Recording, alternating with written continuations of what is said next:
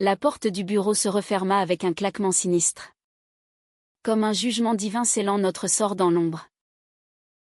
Manon. Qu'est-ce que tu as fait? Murmura Clara d'une voix brisée. Où la colère se mêlait à une peur viscérale qui me transperça le cœur. Et moi? Figé sur le seuil. Je sentis le monde s'effondrer, nous étions piégés. Toutes les deux. Dans cette tour de verre dominant Barcelone. Sans un bruit extérieur pour nous rappeler que la vie continuait au-delà de ces murs. C'était une nuit douce étouffante. De celles qui collent la peau à la chemise blanche et font perler la sueur le long de l'échine. Le quartier de l'Eixample, avec ses avenues larges et ses balcons fleuris, bruissait encore des rires lointains des terrasses. Mais ici, au 20e étage de la Tour Lumière, le silence régnait en maître absolu. J'avais commis l'erreur fatale, en rangeant les dossiers de fin de journée. J'avais actionné par mégarde le verrou de sécurité électronique.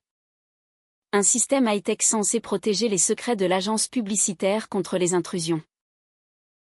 Sauf que ce soir-là, l'intruse, c'était moi. Ou plutôt, nous.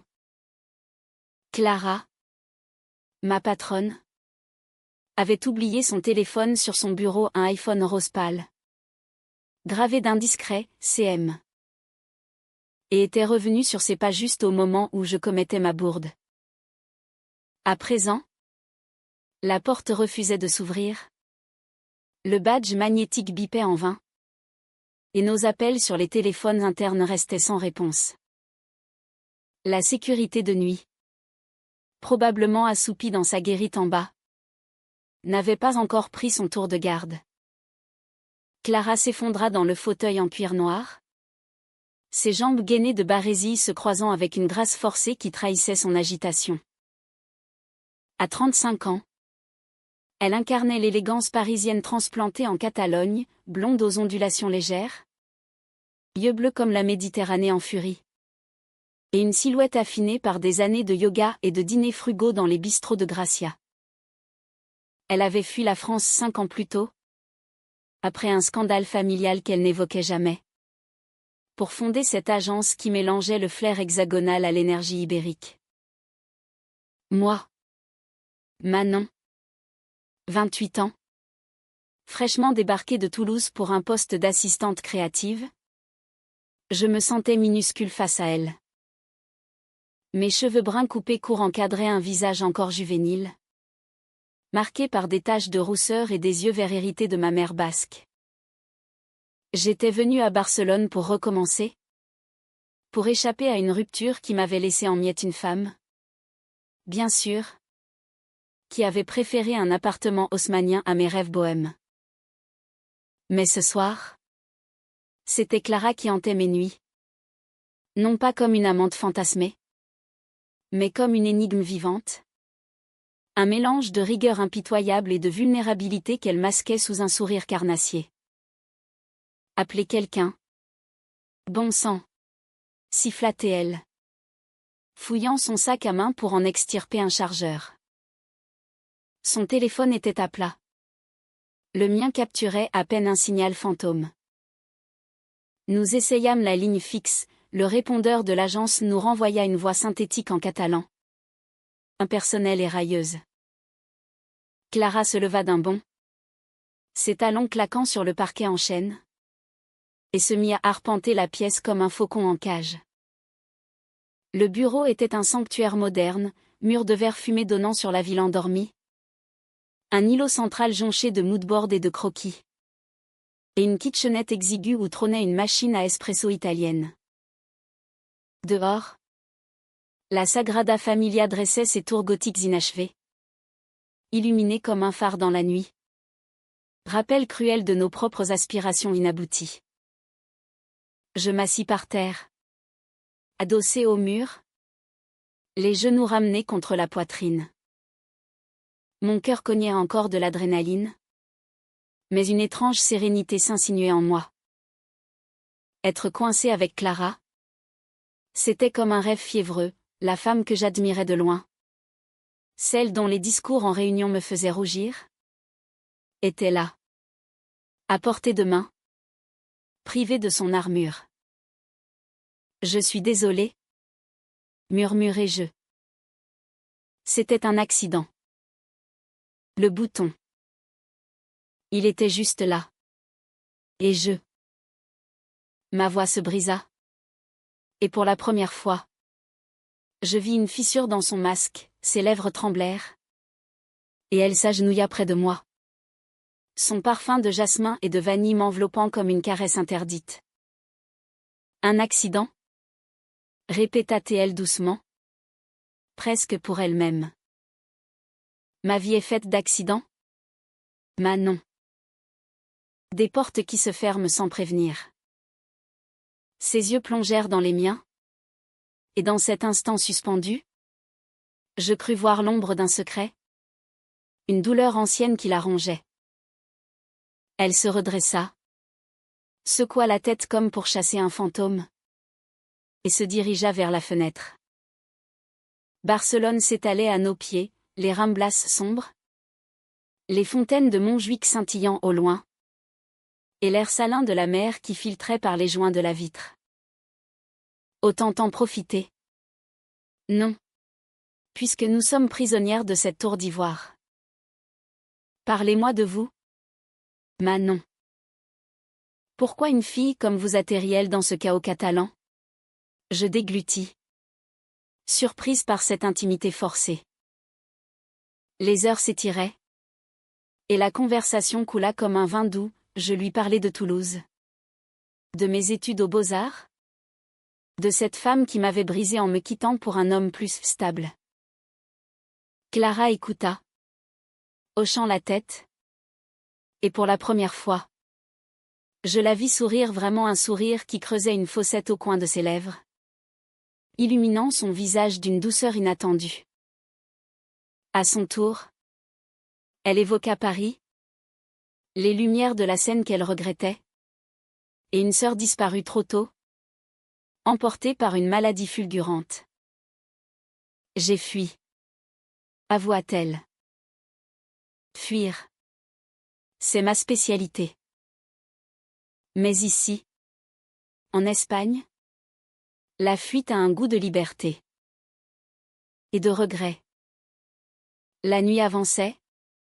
Et avec elle, une tension palpable s'installait. Nous avions fouillé le bureau, une bouteille de cava oubliée dans un tiroir, des olives séchées, et un vieux jeu de cartes pour tromper l'ennui. Assises en tailleur sur le tapis persan, nous jouions au poker, riant nerveusement de nos bluffs maladroits. Mais sous les rires, un courant sous-jacent pulsait, le contact accidentel de nos mains quand je distribuais. Le regard de Clara qui s'attardait sur ma nuque, et cette chaleur qui montait en moi. Traîtresse et irrésistible. À minuit, l'orage éclata enfin, un grondement sourd au-dessus de la mer, et la pluie se mit à marteler les vitres comme des larmes retenues. Clara se leva, fascinée, et je la rejoignis. Nos épaules se frôlèrent, et le monde sembla s'arrêter.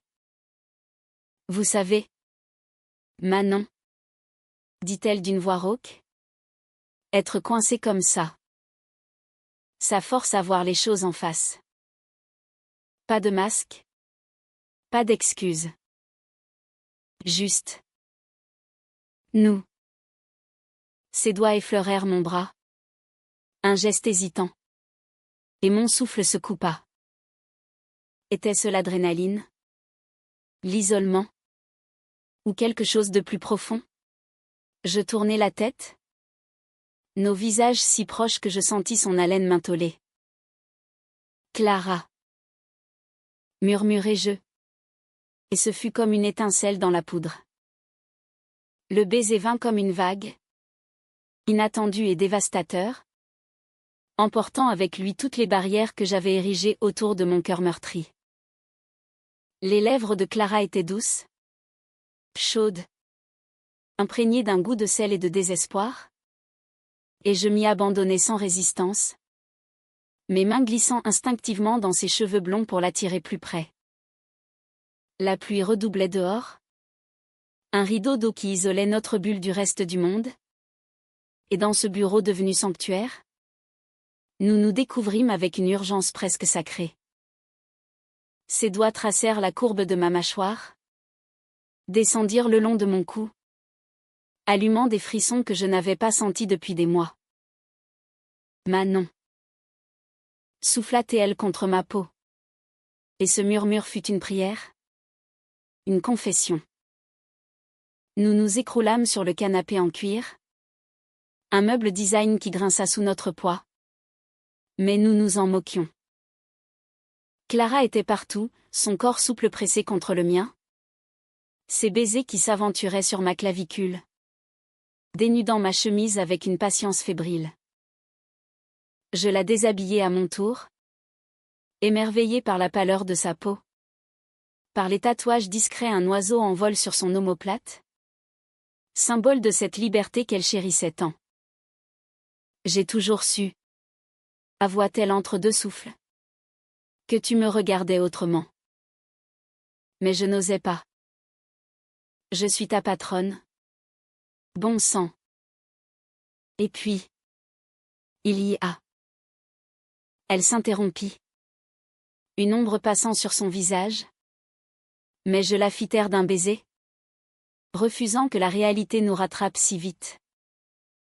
Cette nuit fut un tourbillon de sensations, le froissement des tissus, les gémissements étouffés pour ne pas alerter les vigiles invisibles. Et cette connexion profonde, comme si nos âmes se reconnaissaient après une longue errance. Clara était passionnée, exigeante, mais d'une tendresse infinie dans ses caresses, explorant mon corps comme une carte au trésor qu'elle avait attendu toute sa vie. Moi, je me perdais en elle, dans la courbe de ses hanches, dans le rythme de son souffle qui s'accordait au mien. Pour la première fois depuis ma rupture, je me sentis entière, désirée non pas pour ce que j'offrais, mais pour ce que j'étais. L'orage s'apaisa vers 3 heures du matin, laissant place à un silence complice. Nous restâmes enlacés, nus contre nus, écoutant les gouttes résiduelles glisser sur les vitres. C'est fou, n'est-ce pas? Rit-elle doucement, traçant des cercles sur mon ventre. Une nuit doux, un verrou défectueux. Et voilà que le destin nous joue cette comédie romantique. Mais sous la béatitude, un malaise s'insinuait. Clara parlait par fragments, évoquant une vie antérieure à Paris, des amours fugaces avec des femmes qui l'avaient marquée. Une ex-femme, oui. Elle avait été mariée, brièvement, à une galeriste qui l'avait trahie avec sa propre sœur.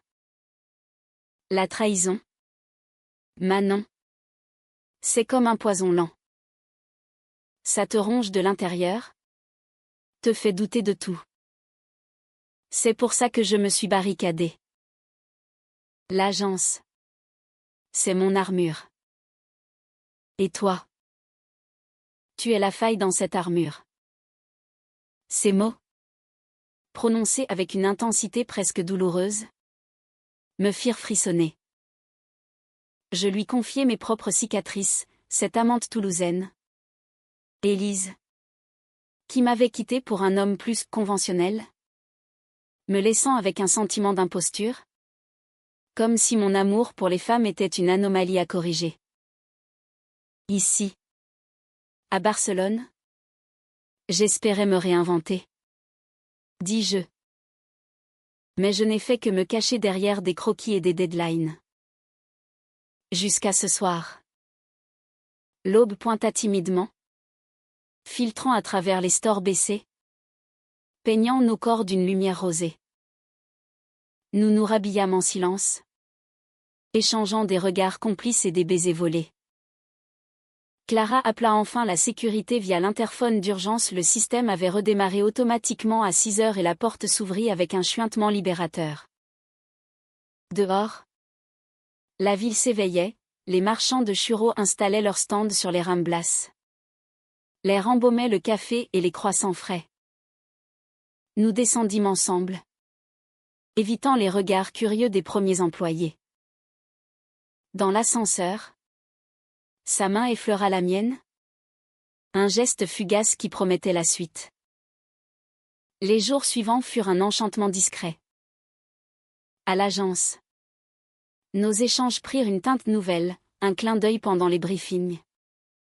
Un texto crypté à midi, café au Gracia, suivi d'un déjeuner volé dans un petit bar à tapas, où nous rions de tout et de rien, nos genoux se frôlant sous la table. Clara m'initia à ses rituels, une promenade vespérale le long de la plage de la Barceloneta, où les vagues léchaient nos pieds nus, et des soirées dans son appartement du quartier gothique. Un loft aux murs ocre orné de toiles abstraites et de vinyles de Édith Piaf. Là, entre les draps de lin froissé, nous explorions plus profondément, non seulement nos corps, mais nos peurs, nos rêves. Elle me raconta son enfance à Lyon, bercée par les quais du Rhône et les contes de sa grand-mère, une résistante qui lui avait appris que l'amour, vrai, était une rébellion. Je lui avouai mon aspiration secrète, ouvrir une galerie d'art dédiée aux artistes queer. Un espace où les voix comme la nôtre ne seraient plus marginalisées. Pourtant, les fissures apparurent vite. Clara était secrète sur son passé récent, des appels nocturnes qu'elle prenait dans une autre pièce, murmurant en français rapide, et un collier d'argent qu'elle portait toujours, gravé d'initiales A et C. Qu'elle esquivait quand je l'interrogeais. C'est rien. Un souvenir d'enfance, disait-elle. Mais ses yeux trahissaient le mensonge. De mon côté, je sentais une jalousie sournoise poindre, les collègues masculins qui flirtaient avec elle. Innocents ou non. Et cette liberté qu'elle semblait garder. Comme si notre histoire n'était qu'un interlude délicieux. Pas un engagement. Un soir, après un dîner arrosé de sangria dans un restaurant de la Ribera, elle m'avoua, Manon. Je ne sais pas si je suis prête pour ça. Pour nous. J'ai été brûlée. Tu comprends? Ces mots me heurtèrent comme un mur, ravivant les doutes d'Élise. Mais je hochai la tête, feignant la compréhension. Et nous fîmes l'amour cette nuit-là avec une ferveur désespérée, comme pour sceller un pacte fragile. Le conflit couva ainsi. Un orage en gestation. À l'agence. Les projets s'empilaient, une campagne pour une marque de mode inclusive. Ironiquement. Qui nous forçait à collaborer étroitement. Clara brillait en réunion. Son charisme magnétisant l'équipe. Mais je surprenais ses regards fuyant vers la porte. Comme si elle anticipait une fuite.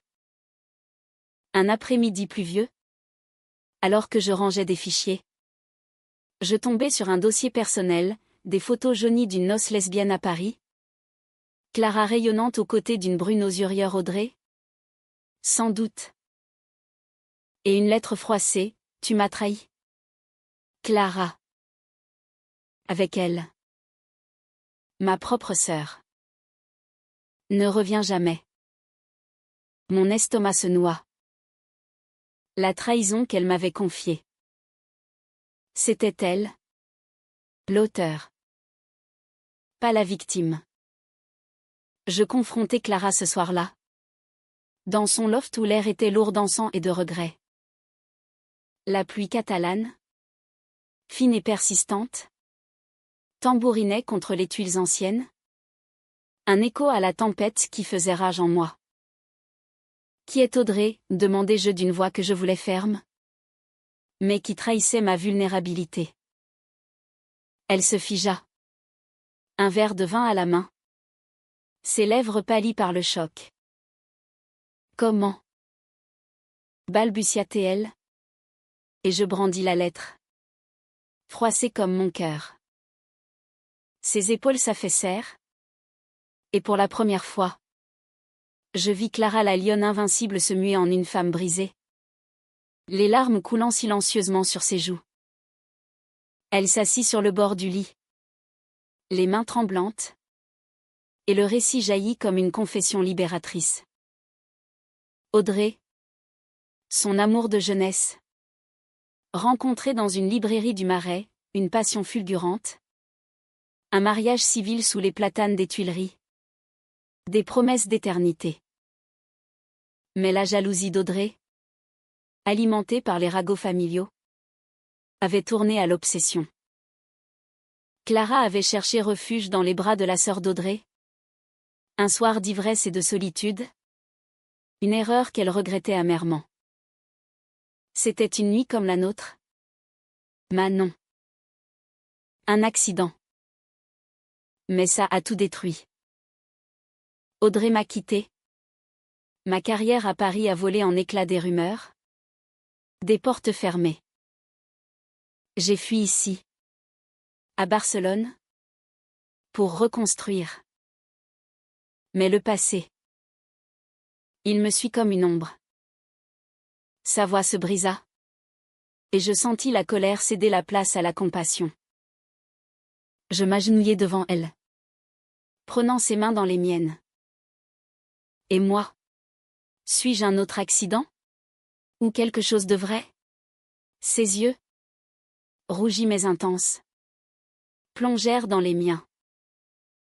Toi, tu es la lumière dans cette ombre? Manon. Mais j'ai peur. Peur de te blesser? De reproduire les mêmes erreurs. Nous pleurâmes ensemble ce soir-là. Un torrent de larmes qui l'avalait non dit. Et nous nous aimâmes ensuite avec une douceur nouvelle. Comme pour guérir les plaies mutuelles. Les semaines suivantes furent un équilibre précaire, des matins tendres où elle me préparait un café au lait avec des churros. Des après-midi volés dans les jardins de la Ciutadella. Où nous nous tenions la main sous les palmiers. Ignorant les regards curieux. Clara s'ouvrit plus, elle entama une thérapie en ligne avec une psychologue de Lyon. Affrontant ses démons pour nous. Je l'accompagnai. Partageant mes propres doutes sur mon identité. Sur cette peur viscérale d'être, trop, pour le monde hétérocentré. Mais le destin, cruel artisan, tissa sa toile plus serrée. Un vendredi soir, alors que nous fêtions la signature d'un gros contrat dans un bar à Absinthe du Born, mon téléphone vibra, un message d'Élise. Mon ex. Je suis à Barcelone. On peut parler? J'ai réalisé mon erreur. Mon sang se glaça. Élise, avec son charme irrésistible et ses promesses passées, représentait tout ce que j'avais fui. Je n'en parlais pas à Clara ce soir-là, nous rentrâmes chez elle. Ivres de joie et de gin tonic. Et firent l'amour jusqu'à l'aube. Mais le lendemain, Élise insista, un appel.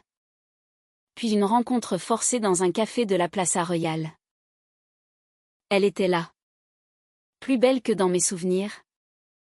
Les cheveux longs cascadant sur une robe fleurie. Les yeux emplis de regrets fins. Manon. Je t'aime encore. Cet homme. C'était une erreur. Viens avec moi à Paris. On recommencera. Ces mots me tentèrent.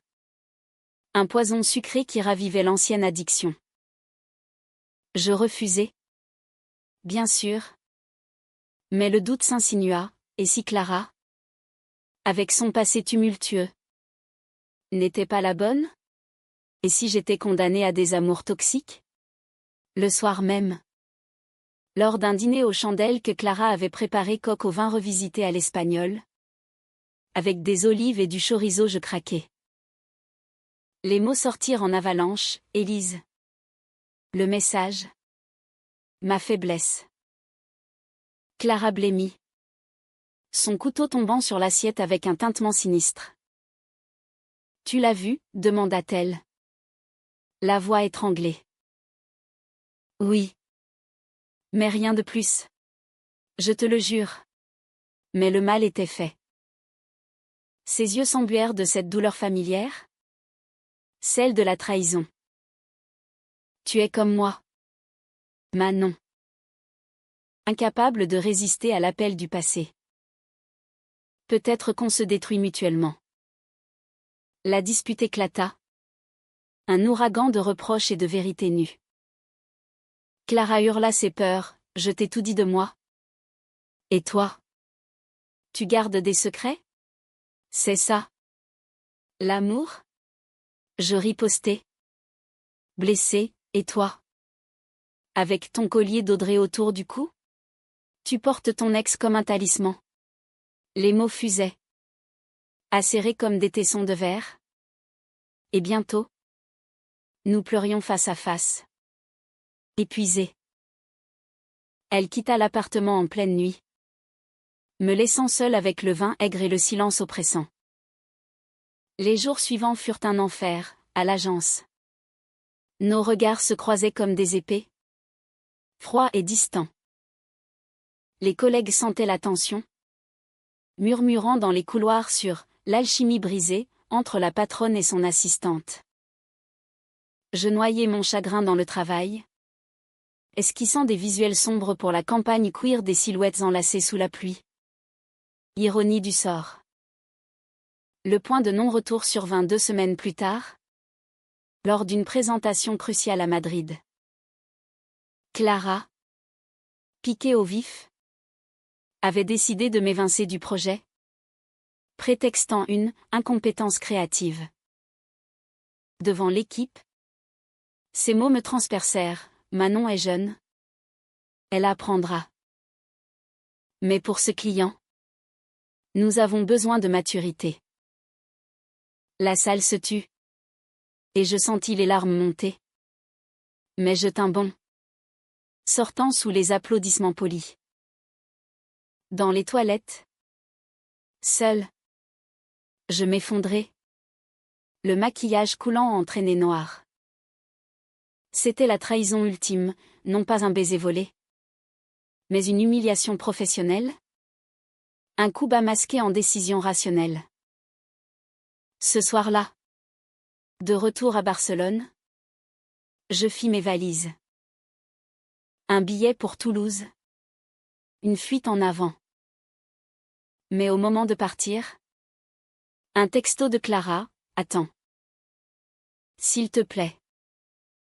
Viens au bureau. Une dernière fois.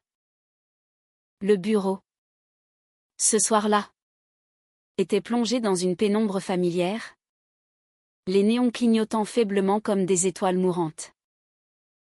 La porte n'était pas verrouillée, ironie cruelle, et Clara m'attendait, assise sur le bord de son bureau, une bouteille de champagne entamée à la main. Ses cheveux blonds étaient défaits, son tailleur froissé, et dans ses yeux bleus tourmentés, je lus un mélange de désespoir et d'espoir. Manon, pardonne-moi, murmura-t-elle en se levant, les bras tendus comme une supplication. J'ai eu peur. Peur de te perdre? Alors j'ai tout saboté. Comme toujours.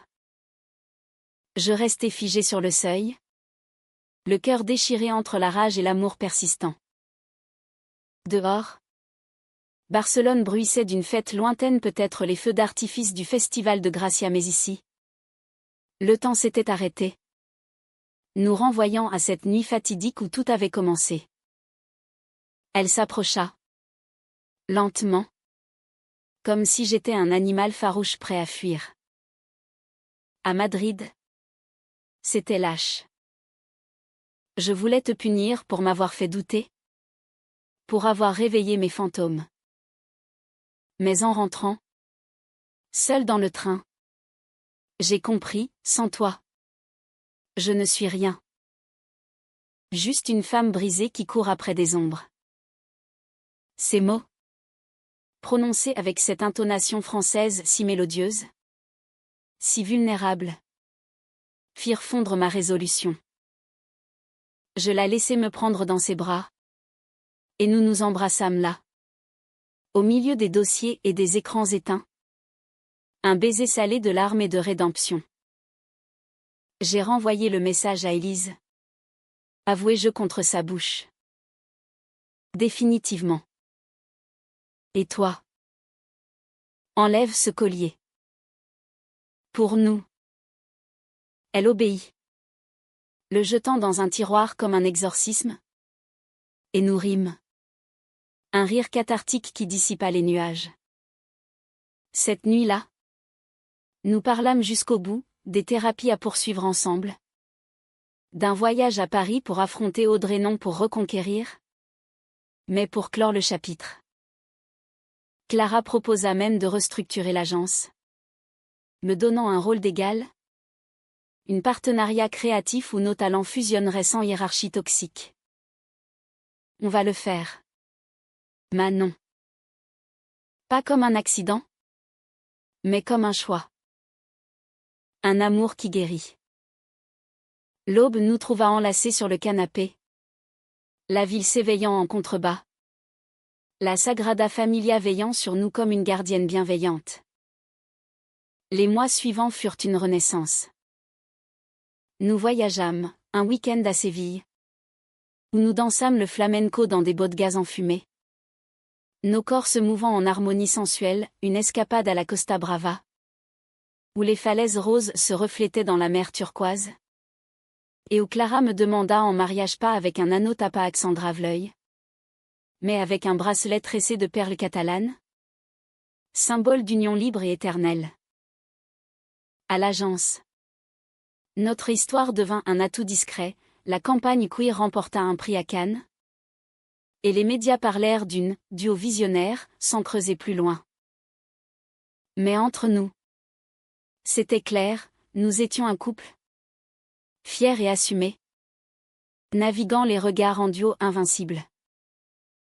Un an plus tard, presque jour pour jour, nous nous retrouvâmes, enfermés, volontairement dans le bureau, un rituel amoureux. La porte verrouillée pour une nuit de passion et de souvenirs. Barcelone avait changé, les rues plus arc-en-ciel. L'Espagne plus ouverte aux amours comme le nôtre. Clara, enceinte par insémination, un rêve partagé, posa une main sur son ventre naissant. Et je l'embrassai. Émue. Notre accident, dit-elle en riant, a été la meilleure chose de ma vie. Et dans cette tour de verre, sous les étoiles ibériques, nous savions que l'amour, vrai, n'était pas une cage, mais une clé vers la liberté. Ainsi s'achevait notre odyssée, non ambicacéache, mais en une humanité tendre, où les blessures deviennent force, et les nuits doux, légendes éternelles.